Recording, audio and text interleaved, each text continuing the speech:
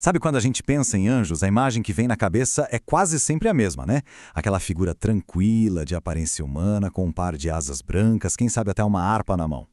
Mas, e se eu te disser que as descrições originais, lá nos textos bíblicos, contam uma história bem, mas bem diferente?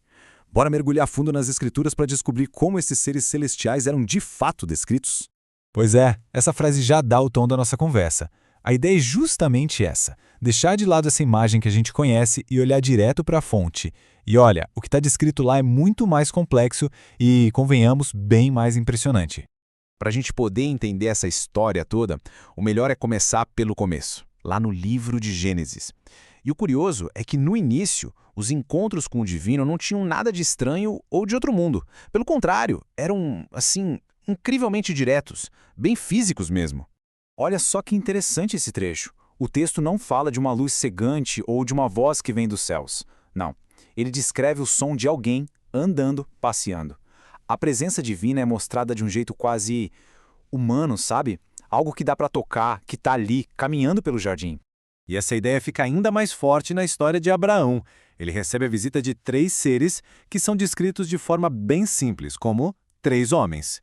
E eles não só conversam, não. Eles se sentam e comem a refeição que Abraão preparou. Uma interação super normal, se a gente for pensar. Então, o ponto principal aqui é esse. No comecinho da narrativa bíblica, a comunicação com o divino era muito pessoal, muito física. Parece que não precisava de formas super complexas ou assustadoras para passar a mensagem. Era uma relação bem mais direta. Mas é claro que essa simplicidade toda não ia durar para sempre. Ainda em Gênesis, a gente encontra a primeira grande virada, a primeira pista de que os seres celestiais podiam ser algo muito, mas muito mais complexo do que pareciam. E tá aqui a tal da anomalia. Depois da expulsão do Éden, não são guardas humanos que são colocados ali, mas sim querubins. A descrição deles é curta, mas o detalhe da espada flamejante, que se move sozinha, já tira a gente do mundo comum e joga direto no sobrenatural. E essa é a primeira vez que um cargo celestial aparece com uma função bem específica: guardiões. A aparência deles ainda é um mistério nesse ponto, mas só por estarem ligados a um poder que claramente não é humano, os querubins já se mostram como seres de uma natureza totalmente diferente.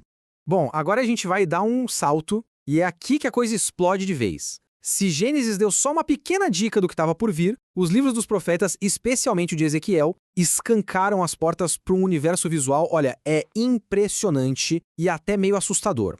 A diferença é gritante, não tem nem como comparar. A gente sai de uma descrição de homens que caminham e comem para visões que desafiam qualquer lógica da nossa realidade. A linguagem deixa de ser literal para se tornar simbólica, cheia de poder. Agora se prepara para isso aqui. Presta atenção nos detalhes das visões de Ezequiel. A gente não está mais falando de figuras com aparência humana. Estamos falando de seres com rodas dentro de outras rodas, e todas elas cobertas de olhos. Criaturas com 4 faces diferentes. Uma de leão, uma de boi, uma de águia e uma de homem. Corpos cheios de asas e que se moviam na velocidade de um relâmpago. Isso aqui não tem nada a ver com o anjinho que a gente vê nos quadros.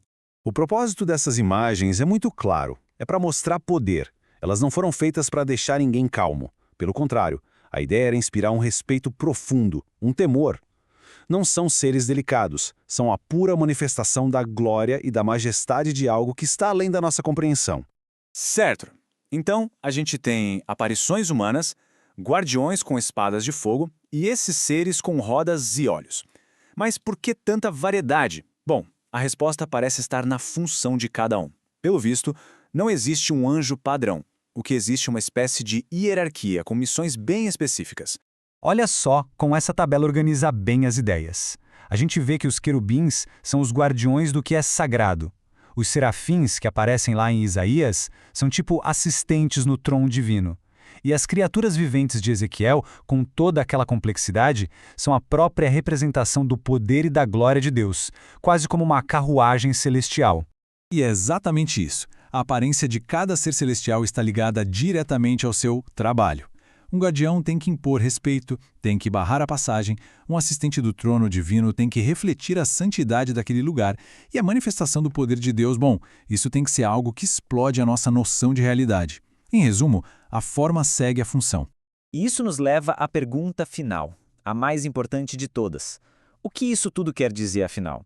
Será que a gente deve imaginar literalmente esses seres com rodas e olhos voando por aí? Ou será que tem algo mais profundo por trás de tudo isso?